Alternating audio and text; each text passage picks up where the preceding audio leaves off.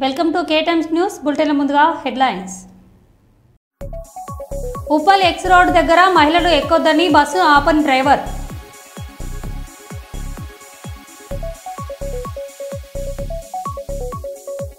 సూర్యాపేట జిల్లాలో చింతలపాలెం మండల కేంద్రంలో భూభారతి సదస్సు నిర్వహించిన అధికారులు.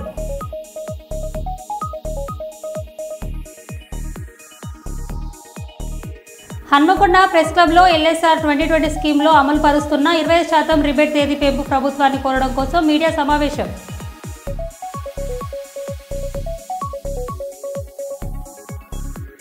డోలీలో తీసుకెళ్తుండగా మార్గం మధ్యలోనే ప్రసవించిన గర్భిణి.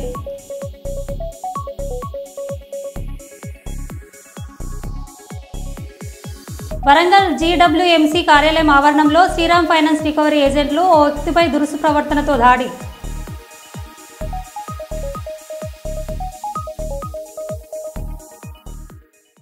ఇక వివరాల్లోకి వెళ్తే, వరంగల్ నగరంలో రోజురోజుకు పెరుగుతున్న ఫైనాన్స్ రికవరీ ఏజెంట్ల వేధింపులు. వరంగల్ జీడబ్ల్యూఎంసీ కార్యాలయం ఆవరణంలో శ్రీరామ్ ఫైనాన్స్ రికవరీ ఏజెంట్లు ఓ వ్యక్తిపై దురుసు ప్రవర్తనతో దాడి. శ్రీరామ్ ఫైనాన్స్లో పర్సనల్ లోన్ తీసుకున్న ఓ వ్యక్తి 2 నెలలుగా ఈఎంఐ కట్టలేదని తీవ్రంగా ఒత్తిడికి గురిచేసిన రికవరీ ఏజెంట్లు తన సెల్ ఫోన్తో పాటు ఇతర వస్తువులు లాక్కొని దూషణకు దిగుతూ ఇబ్బందులకు గురిచేసిన శ్రీరామ్ ఫైనాన్స్ రికవరీ ఏజెంట్లు. లోన్ తీసుకున్న వ్యక్తి అప్పటికి అనారోగ్య స్థితి బాలేదు, కానీ కాళ్ళు పట్టుకుని బతిమాడినా కనికరించని శ్రీరామ్ ఫైనాన్స్ రికవరీ ఏజెంట్లు. స్థానికులు సైతం ఏంటి అరాచకమని ప్రశ్నించినందుకు మా రూల్స్ ఇలాగే ఉంటాయి. స్థానికులపై దురాశగా ప్రవర్తించిన రికవరీ ఏజెంట్లు కనీసం తన వస్తువులు తనకి ఇవ్వండి అని చెప్పినప్పటికీ ఏది ఇచ్చేది లేదు. ఇప్పుడు ఏం చేస్తారు అంటూ దబాయింపులకు పాల్పడ్డ శ్రీరామ్ ఫైనాన్స్ రికవరీ ఏజెంట్లు. స్థానికుల చొరవతో పోలీసుల 100కు డయల్ ద్వారా ఫిర్యాదు చేసిన బాధితుడు వెంటనే సంఘటన స్థలానికి చేరుకున్న మట్టెవాడ పోలీసులు. పోలీసుల రాకతో బాధితుడికి ఉపశమనం. రికవరీ ఏజెంట్లను అదుపులోకి తీసుకున్న పోలీసులు.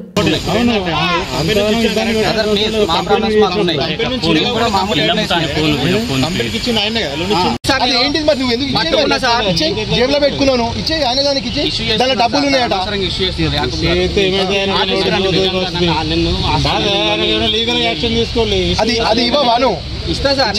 ఆఫీస్కి అర్జెంట్ అరే ఆయనకి ఆఫీస్కి వస్తాడో రాడు, మీ ఆఫీస్ వాళ్ళని నువ్వు అది ఇచ్చి నువ్వు లీగల్ ఆఫీస్కి రానంటే భయపడుతున్నావు. ఫోన్ అని 100 చేస్తాడు. ఆ ఫోన్ ఇచ్చి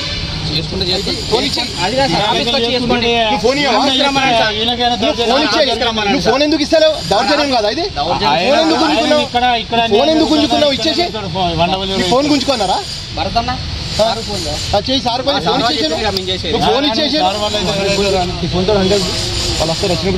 ఒక 2 నెలల కట్టక నాకు కొంచెం యాక్సిడెంట్ అయింది. నేను హాస్పిటల్లో ఉన్నా. ఏదో ఇల్లు అమ్మి కొంచెం కడదామని నేను వచ్చిన. కొంచెం ఊళ్ళు వస్తానంటే నేను గుంజుకున్నారు. కొంచెం ఫోన్ అన్న ఆన్ చేసి ఇవ్వాలంటే ఇస్తలేడు. అసలు నేను పిచ్చి పిచ్చిగా మీది కట్టాను. నేను చూడండి భయన్న పరిస్థితి. ఇల్లు అమ్మి కడతా అని చెప్పిన. విన్నారు కదా ఈయన 3 months నుంచి మాకు దొరకట్లేదు. అరే నేను 2 months కట్టాలి. నేను 3 months ఇప్పుడు 15వ తారీఖు దొరకకపోతే ఆయన దొరికిన దగ్గర ఫోన్ గుంజుకోవాలని చెప్పి మీకు ఏమైనా ఉందా? ఉండలేడు. నోటీస్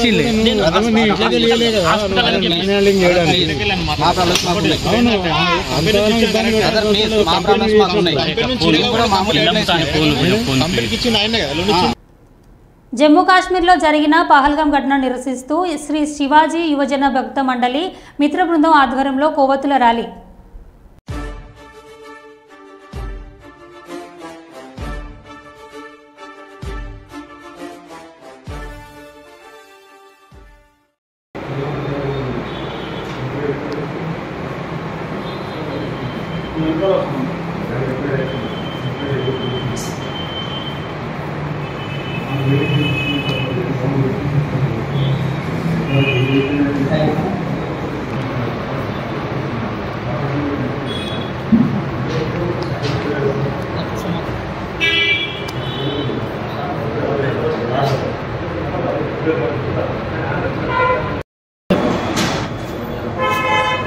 నా పేరు భాస్కర్ ఇంటి పట్ల. మాది శివాజీ యువజన భక్త మండలి, అంబేద్కర్ సర్కిల్, హన్మకొండ.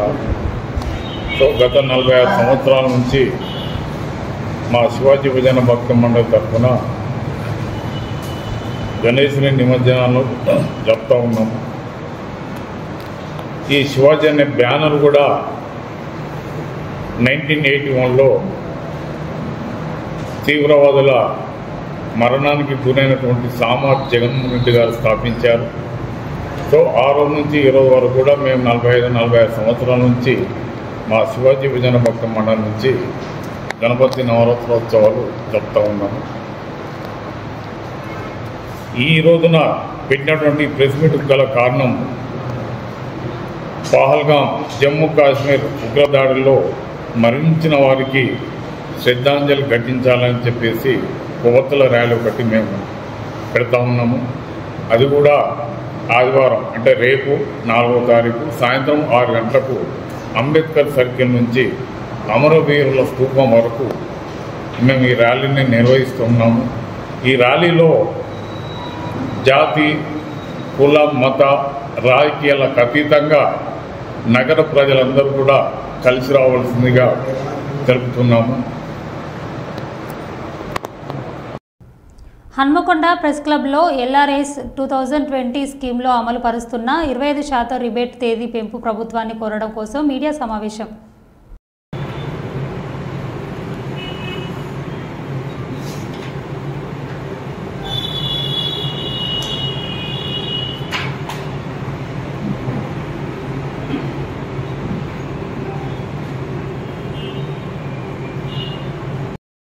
తెలంగాణలో సామాజిక న్యాయం మన రాజ్యం కోసము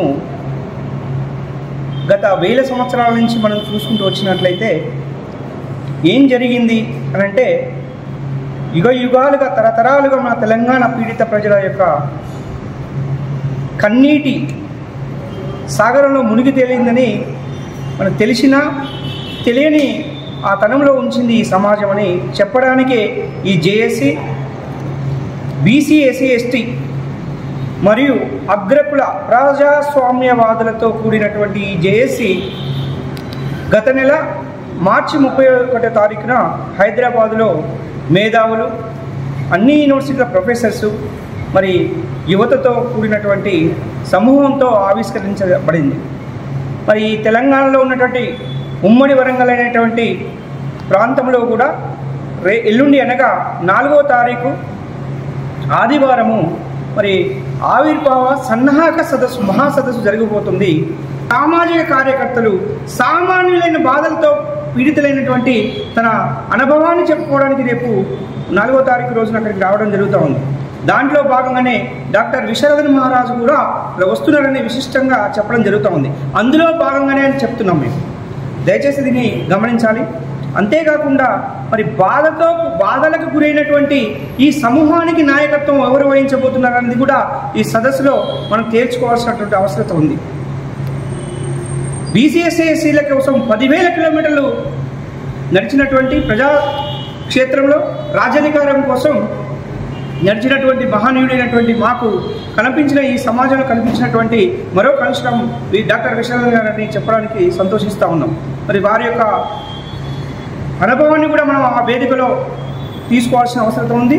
అంతేకాకుండా మన బాధితులమైనటువంటి ఈ సమాజం నుంచి కూడా మనము ఎక్స్ప్రెస్ చేసుకోవాల్సినటువంటి సందర్భం కూడా వచ్చింది అని ఈ మేధావి వర్గాలైనటువంటి ఈ రాజకీయ పార్టీ, అన్ని రాజకీయ పార్టీలో ఉన్నటువంటి బీసీ, ఎస్సీ నాయకులను కూడా ఆహ్వానించడం జరుగుతూ ఉంది. ఈ నేపథ్యంలో ఒకరినే కాదు, అన్ని పార్టీలో ఉన్న బీసీ, ఎస్సీ, ఎస్టీ నాయకుల్ని మరి అక్కడ సంతోషంగానో లేకపోతే బాధతో ఏదో రూపంలో ఉన్నటువంటి అందరి నాయకుల్ని ఈ యొక్క క్షేత్రంలోకి రావాలని తన యొక్క డిస్కషన్లో తన యొక్క అనుభవాన్ని మా అందరికీ కూడా, మన సమాజాన్ని అందరికీ కూడా పుణికిపుంచి డిస్కషన్ సదస్సులో పాల్గొని తన యొక్క అనుభవాలను, మన యొక్క అందరి అనుభవాలని పుణికిపుచ్చుకునే విధంగా ఈ సదస్సు జరగబోతుందని చెప్పడానికి సంతోషిస్తూ ఉన్నాం.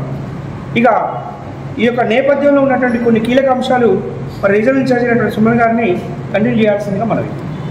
ఈ తెలంగాణ రాష్ట్రంలో ఉన్నటువంటి 90% మంది బీసీ, ఎస్సీ, ఎస్టీ ప్రజలకి అధికారంలో భాగస్వామ్యం లేదు. ఈ 90% ఉన్నటువంటి ఈ ప్రజలకి అధికారాన్ని అందించాలనేటువంటి ఒక ఆలోచనతోనే మార్చి 31న సుందరయ్య విజ్ఞాన కేంద్రంలో ఆవిర్భవించిన ఈ బీసీ, ఎస్సీ, ఎస్టీ ఈ జాకు ఈ ఆవిర్భావం తర్వాత 2వ సన్నాహక సమావేశాన్ని హన్మకొండ కేంద్రంగా ఉన్నటువంటి వైష్ణవ్ గ్రాండ్ హోటల్లో మే 4వ తేదీ ఆదివారం రోజున ఈ బీసీఎస్సీ ఎస్టీ జాక్ సన్నాహక సమావేశాన్ని ఏర్పాటు చేస్తున్నాం. నాడు తెలంగాణ పేరు మీద 5% లేని అగ్రకులాలకు రాజ్యం ఏ విధంగా అయితే వచ్చిందో నేడు ఈరోజు ఈ బీసీ ఎస్సీ ఎస్టీ జాకుతోని తెలంగాణ రాష్ట్రంలో సబ్బండ కులాలకు అధికారాన్ని అందించడానికి కోసమే ఈ బీసీ ఎస్సీ ఎస్టీ జాక్ సన్నాహక సమావేశాన్ని మే 4వ తారీఖున ఏర్పాటు చేస్తున్నామని మీడియా ప్రముఖంగా ఈ ఉమ్మడి వరంగల్ జిల్లా ప్రజలందరికీ తెలియజేస్తున్నాం. కాబట్టి ఈ జిల్లాలో ఉన్నటువంటి మేధావులు, సామాజికవేత్తలు, సామాజిక కార్యకర్తలందరూ కూడా బీసీ ఎస్సీ ఎస్టీ ప్రజలందరూ కూడా మనం ఈ సాధించుకున్న తెలంగాణలో సబ్బండ కులాల వాటా కోసం, రైట్స్ కోసం, రాజ్యాధికారం కోసం మనమంతా ఉద్యమించాల్సిన అవసరత ఉన్నది. కాబట్టి ఈ జాగ్ రూపంలో ఏర్పాటు చేయబోయే ఈ సన్నాహక సమావేశంలో మీరందరూ పాల్గొని దీన్ని విజయవంతం చేయడంతో పాటుగా మీ సలహాలు, సూచనలు ఇస్తూ రేపు భవిష్యత్తులో తెలంగాణలో అధికారాన్ని సాధించే దిశగా మనందరం ప్రయాణం చేయాల్సిందిగా తెలియజేస్తూ ఈరోజు ఈ ఉమ్మడి వరంగల్ జిల్లా BC SC ST rights and రాజ్యాధికార సాధన జేఏసీ కమిటీ ఆధ్వర్యంలో ఈ ప్రెస్ మీట్ను నిర్వహించడం జరిగింది. కాబట్టి మే 4న జరగబోయే తెలంగాణ రాష్ట్రంలో విద్యార్థుల సమస్యలపై గంభీరంగా స్పందించాలి. విద్యార్థిని ఉద్యమకారుడు ఆదిత్య యాదవ్ మండోరబోయిన డిమాండ్లు. అందరికీ నమస్కారం. నా పేరు ఆదిత్య. యాజ్ ఏ స్టూడెంట్ యాక్టివిస్ట్గా ఇవాళ తెలంగాణ రాష్ట్రంలో ఆనాటి రజాకార్ల పాలన మేము ఇన్ని రోజుల వరకు కేవలం పుస్తకాలలోనే మేము చదువుకున్నాం. కానీ ఇలా చూసుకుంటే తెలంగాణ రాష్ట్ర వ్యాప్తంగా విశ్వవిద్యాలయాలలో, కళాశాలలలో ఎక్కడ చూసినా వీళ్ళు యాజమాన్యం చేసేది రజాకార్ల పాలన. మేము మా కళ్ళతోటి స్వయంగా చూస్తున్నామని ముక్కుసూటిగా స్పష్టంగా ఇవాళ ఈ యొక్క మీడియా సమీక్షంలో మేము తెలియజేస్తూ ఉన్నాం.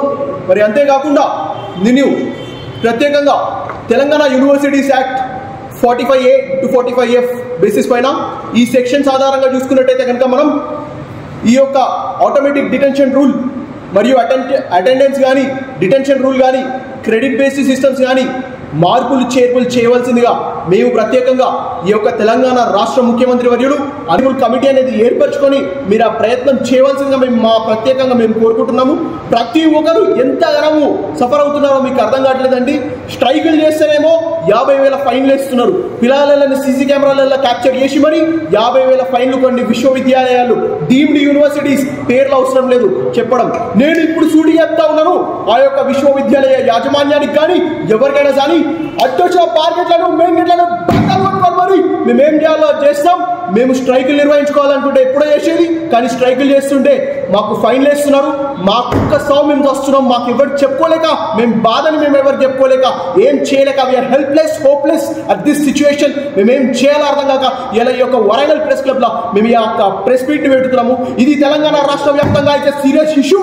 ఇలా విశ్వవిద్యాలయాలన్నింటినీ, స్టేట్ యూనివర్సిటీస్ కానీ, డీమ్డ్ యూనివర్సిటీస్ కానీ మార్పులు చేర్పులు అనేది తెలంగాణ యూనివర్సిటీస్ యాక్ట్ బేసిస్ పైన 45A to 45F బేసిస్ పైన ఇది మార్పులు చేర్పులు. తెలంగాణ రాష్ట్ర ముఖ్యమంత్రి వర్యులు అనుముల రేవంత్ రెడ్డి గారు దయచేసి మేము చేతులు జోడించి మరి అడుగుతా ఉన్నామండి. దయచేసి ఈ మార్పులు చేర్పులు అనేవి మీ ద్వారానే అవుతాయి. ఈ తెలంగాణ యూనివర్సిటీస్ యాక్ట్ అనేది మీరు కమిటీ ఏర్పరచాలి. The district magistrate of the Warangal ఎవరికైతే వాళ్ళ కమిటీ ఏర్పరిచి దయచేసి ఆ కమిటీని ఏర్పరిచి పంపండి. ఇది కేవలం వరంగల్ అనే కాదు, తెలంగాణ రాష్ట్ర వ్యాప్తంగా ఉన్న ప్రతి ఒక్క అఫిలియేటెడ్ కాలేజెస్ కానీ, ఆటోనమస్ క్యాంపసెస్ కానీ మార్పులు చేర్పులు అనేవి జరగాలి. ఇక్కడ ఏం చేయలేకపోతున్నాం. రజాకార్ల పాలనలో మేము ఎంతగానో అనుభవిస్తున్నామో మాకు తెలుసు ఆ బాధ. స్ట్రైకులు చేస్తేనేమో ఫైన్లు వేస్తున్నారు. పిల్లగాళ్ళు ₹1 కూడా జేబులలో ఉండనోని 50,000 ఫైన్లు వేస్తున్నారు. వాడు ఏడికెళ్ళి తీసుకొచ్చి కడతాడు అదే 50,000 ఫైన్లు అనేది. ఇలా బల్ల గుద్ది అడుగుతా ఉన్నాను ముక్కు సూటిగా ఈ యొక్క మీడియా సమీక్షంలో. మరి 50,000 ఫైన్లు వేస్తున్నారు. మేము పెట్టిన రూల్స్ అండ్ రెగ్యులేషన్స్ మాకు కావాల్సింది మాకు. ఇవాళ నేను చెప్తా ఉన్నాను, ఇదే వరంగల్ ప్రెస్ క్లబ్ అడ్డ ఈ వరంగల్ గడ్డ మీద నుంచి నేను ఇలా మాట్లాడుతూ ఉన్నాను. మాకు కావాల్సిన రూల్స్ అండ్ రెగ్యులేషన్స్ ఏంటంటే, షార్టేజ్ ఆఫ్ అటెండెన్స్ ఉంటే కుదిరితే ఎన్ని సబ్జెక్టులలో షార్టేజ్ ఆఫ్ అటెండెన్స్ ఉన్నాయో డిటెండ్ అనేది చేయకుండా ప్రత్యేకంగా మాకు షార్టేజ్ ఆఫ్ అటెండెన్స్ అనేవి తీసుకుపోయి సప్లీ ఎగ్జామ్లలో పిల్లల్ని రాపేయండి. కుదిరితే దానికి ఫీజు అనేవి ఛార్జ్ చేయండి. అత్యంత ఫీజులు భారీ ఎత్తున రక్తం తాగినట్టు రావుతున్నారు. ఇవి దయచేసి ఇది మీరు మానుకోండి. ప్రతి ఒక్క విశ్వవిద్యాలయానికి చెప్తా ఉన్నాను, ఏదైతే షార్టేజ్ ఆఫ్ అటెండెన్స్ ఉన్నాయో సప్లీ బేసిస్ పైన వేసి తీసుకెళ్ళండి, కానీ డిటెన్షన్ అనేది చేయొద్దు అని ఈ యొక్క మీడియా సమీక్ష తెలియజేస్తా ఉన్నాను. అటెండెన్స్ కూర్చోడం పక్కకు పెడితే ఇలా క్రెడిట్ బేస్డ్ సిస్టమ్స్ అనేవి ఎవరికి కూడా ఏ రాజ్యాంగంలో రాష్ట్రంలో నేను అడుగుతా ఉన్నాను. 3,000 నుంచి 5,000 ఛార్జ్ చేయమని ఎవరు అడిగి నాకు అర్థమైతే లేదు.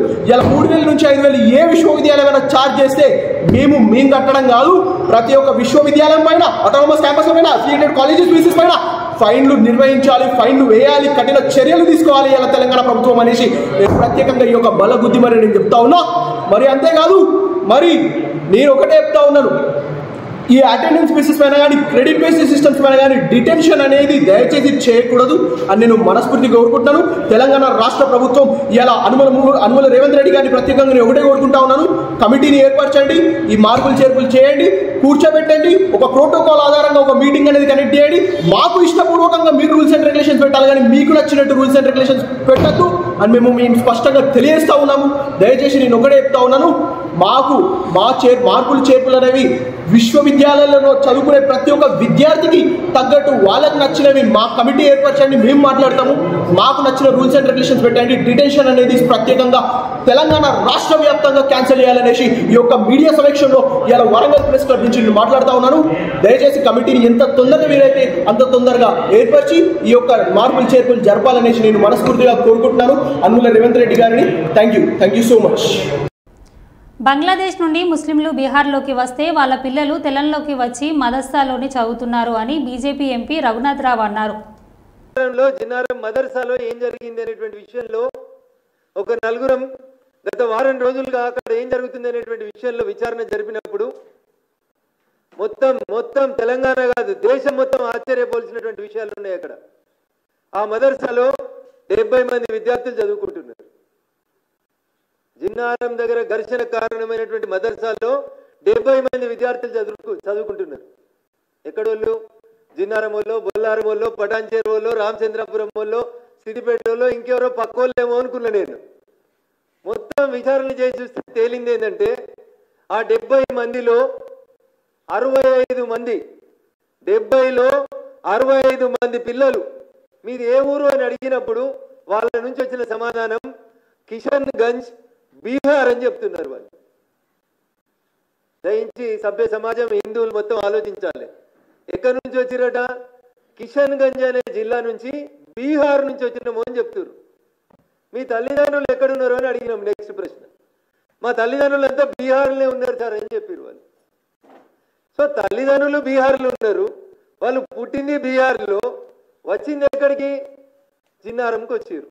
పోనీ జిన్నారం ఏదో పెద్ద హైటెక్ సిటీ, అదేదో పెద్ద మున్సిపాలిటీ, సర్వాంగ సుందరంగా ఉంది, వీళ్ళు వచ్చిరు ఆడేదో చేస్తున్నారు, అదేదో కాస్మోపాలిటన్ సిటీ అంటే కాదు, చిన్న మండల కేంద్రం. ప్రశాంతంగా ఉన్న ఒక మండల కేంద్రానికి ఒక మదర్సాను తెచ్చిపెట్టిరు. బీహార్కి వెళ్ళి పిల్లలు అని చెప్తారు. మాకు అనుమానం ఉంది అది కిషన్ గంజ్ కాదు, బీహార్ కాదు. Kishanganj is adjacent to Bangladesh. బంగ్లాదేశ్కి కిషన్ గంజ్కి మధ్యలో బార్డర్ ఉంటుంది, గీత. వీళ్ళంతా పేరు కిషన్ గంజ్ అని చెప్తారు, కానీ వీళ్ళ దగ్గర ఒక ఆధారం కానీ తల్లిదండ్రుల గురించి కానీ వాళ్ళు సరైన సమాచారం చెప్తలేరు. బహుశా ఈ మదర్సాలో ఉన్న 65 మంది కూడా బంగ్లాదేశ్ నుంచి వచ్చి జిన్నారంలో శిక్షణ పొందుతున్నట్టు నాకు అనుమానంగా ఉంది. ఇదే విషయం నేను రాష్ట్ర డీజీపీ గారిని కలిసినప్పుడు చాలా స్పష్టంగా చెప్పినాను. ఉప్పల్ ఎక్స్ రోడ్ దగ్గర మహిళలు ఎక్కొద్దని బస్సు ఆపని డ్రైవర్. రన్నింగ్ బస్సు ఎక్కి కిందపడ్డ మహిళను తిట్టిన డ్రైవర్. 10 కిలోమీటర్ల బస్సును చేసి డ్రైవర్ కండక్టర్తో మహిళ వాగ్వాదం. ఎప్పుడు జంక్షన్ దగ్గర రోజు ఎక్కుతాం, రోజు టైమింగ్ 7 o'clock. దిగుతూనే ఉన్నారు, వెళ్ళిపోతూనే ఉన్నాడు. ఎక్కద్దు మీరు ఎక్కద్దు కూడా వెళ్ళిపోతూనే ఉన్నారు. నా ముందర ముగ్గురు ఎక్కించుకుని నా పిల్లలు ఉన్నారు వెనకాల. నేను ఎక్కినా, నా పిల్లలు ఎక్కలేకపోయారు. నా పిల్లలు ఎక్కకపోతే నేను దిగిపోతా కదా. ఆపలేదు. ఇంకా పడ్డా కూడా తిడుతున్నారు. పడిపోయినాడు కింద అయినా కూడా తిడుతున్నారు, ఎందుకు ఎక్కినావు అని. కింద పడిపోయినా ఎక్స్ రోడ్ దగ్గర రోజు ఇక్కడ నుంచి మీరు కూడా స్లో పోవాల్సింది కదమ్మా. స్లో కాదు, డైరెక్ట్ ఏమంటారు తెలుసా, మీరు ఎక్కదు ఇక్కడ. ఇప్పుడు కూడా అదే అంటున్నాడు. ఉన్నాడు. మీరు ఎక్కడెక్కొద్దంట ఎక్స్ రోడ్ లా బస్సు మూవ్ అయింది. ఆయన కాన్సన్ట్రేషన్ ఎవరి పిల్లలు లేరు సార్. ఓన్లీ 3 లేడీస్ ఉన్నారు. ఒక ముస్లిం అమ్మాయి కూడా ఉంది ముందట. వాళ్ళు కవరెడ్ సీసీ కెమెరా కూడా వాళ్ళు కూడా రన్నింగ్ బస్ ఎక్కినారు. ఆపుతలేడు, కొడుతున్నా కూడా ఆపుతలేడు, వెళ్ళిపోతూనే ఉన్నాడు. మూవ్ అయింది బండి. పడ్డాక కూడా ఎక్కలేనే, బస్సు ఎక్కలేనే. అదృష్టం బాగుంది, మా అదృష్టం బాగుంది. ఆయన సడన్ గా బ్రేక్ చేసిండు ఇటు చూసి. ఇగో మీకు ప్రూఫ్ అంటే సీసీ కెమెరాలు ఉన్నాయి చూడండి. వెళ్ళిపోయినా కానీ ఎక్కలేదు. బస్ స్టాప్ ఉన్నప్పుడే ఎక్కిన నేను. జనగణనలో భాగంగా కులగణన చేపట్టాలన్న కేంద్ర కేబినెట్ నిర్ణయించడం పట్ల ప్రధానమంత్రి నరేంద్ర మోడీ గారికి హృదయపూర్వక ధన్యవాదాలు తెలియజేస్తున్నాను. ఈ యొక్క నిర్ణయం చరిత్రాత్మకమని బీజేపీ హన్మకొండ జిల్లా అధ్యక్షులు శ్రీ కొలను సంతోష్ రెడ్డి అన్నారు. శుక్రవారం సాయంత్రం జనగణనలో భాగంగా కులగణన చేపట్టాలని కేంద్ర కేబినెట్ నిర్ణయించడాన్ని స్వాగతిస్తూ ప్రధానమంత్రి నరేంద్ర మోడీ గారికి హృదయపూర్వక ధన్యవాదాలు తెలియజేస్తూ బీజేపీ హన్మకొండ జిల్లా అధ్యక్షులు శ్రీ కొలను సంతోష్ రెడ్డి గారి ఆధ్వర్యంలో హన్మకొండ జిల్లా హంటర్ రోడ్డు దియాల్ దయాల్ నగర్లోని బీజేపీ హన్మకొండ జిల్లా కార్యాలయం నుండి బైక్ ర్యాలీతో అదాలత్ వరకు చేరుకొని అదాలత్ అమరవీరుల స్తూపం వద్ద ప్రధానమంత్రి నరేంద్ర మోడీ గారికి చిత్రపటానికి పాలాభిషేకం నిర్వహించారు. ధన్యవాదాలు తెలియజేస్తున్నాం. ఇప్పటి వరకు స్వతంత్రం రాకముందు 1931 నుంచి 41 వరకు జనగణనతో పాటు కులగణన జరిగింది. దాని తర్వాత ఇప్పటి వరకు ఏదైనా కానీ జరగలేదు. 41 నుంచి 51 మధ్యలో జరిగిన బాపత్తాన్ని కాంగ్రెస్ ఎప్పుడైతే అధికారంలోకి వచ్చిందో అది తప్పుడు తడక అని చెప్పి పక్కకు పెట్టిండ్రు. దాని తర్వాత కాంగ్రెస్ పార్టీ 1951 నుంచి 2011 వరకు ఏ సంస్థ జనగణన చేసినా గానీ ఎస్సీలకు ఎస్టీలది మాత్రమే డాటా బయటికి వచ్చేది. మిగతాది ఓబీసీలకు సంబంధించింది ఇప్పటి వరకు రాలేదు. కాబట్టి ఇప్పుడు మళ్ళా 2011 నుంచి 2021 వరకు కూడా చేసేది ఉంటే కానీ కరోనా వల్ల అప్పుడు జనగణన చేయలేదు. కాబట్టి ఇప్పుడు ఏదైతే జనగణన చేస్తున్నారో కులగణన దాంతోపాటు కులగణన చేస్తున్నందుకు నరేంద్ర మోడీ గారికి ధన్యవాదాలు, అభినందనలు తెలియజేస్తూ భారతీయ జనతా పార్టీ హన్మకొండ జిల్లా పక్షాన తెలియజేస్తున్నా. మంచిర్యాల జిల్లా బీజేపీ అధ్యక్షులు శ్రీ నగునూరి వెంకటేశ్వర్ గౌడ్ ఆదేశానుసారం కోటపల్లి మండల కేంద్రంలో గతంలో రోడ్డు వెడల్పులో భాగంగా ఇల్లు మరియు భూమి కోల్పోయిన నిరుపేదలకు వెంటనే ఇంద్రమ్మ ఇల్లు పథకంలో భాగంగా అలాగే కోటపల్లి మండలంలోని మిగతా అన్ని గ్రామాల్లోని నిరుపేదలకు ఆయా గ్రామ సభల ద్వారా లబ్ధిదారులకు పారదర్శకంగా నిజమైన లబ్ధిదారులను ఎంపిక చేయవలసిందిగా మంచిర్యాల జిల్లా బీజేపీ జనరల్ సెక్రటరీ శ్రీ దుర్గం అశోక్ గారి ఆధ్వర్యంలో కోటపల్లి తహసీల్దార్ గారికి మరియు ఎంపీడీఓ గారికి వినతి పత్రం అందించడం జరిగింది.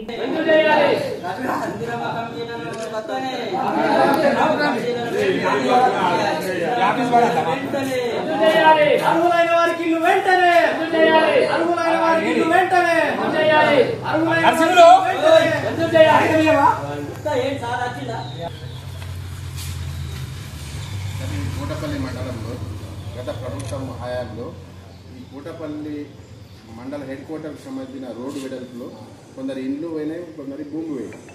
వాళ్ళు ప్రజల కోసం వాళ్ళు ఆనాడు ఇచ్చారు. వారికి ఆ రోజు డబుల్ బెడ్రూమ్ ఇండ్లు ఇస్తారన్నారు.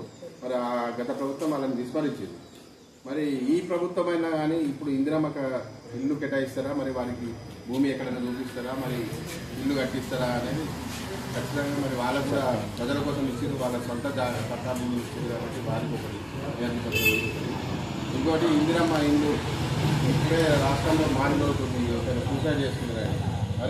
మంచిర్యాల జిల్లాలో 3,500 కోట్లతో నిర్మితమైన జాతీయ రహదారి 363ని ప్రారంభించడానికి వచ్చేస్తున్న కేంద్ర రవాణా శాఖ మంత్రి నితిన్ గడ్కరీ ఈ ప్రారంభోత్సవ కార్యక్రమం కాగజ్ నగర్ క్రాస్ రోడ్లోని వాసవి జిల్లింగ్ మిల్ వద్ద బహిరంగ సభ ఏర్పాటు చేయడం జరిగింది.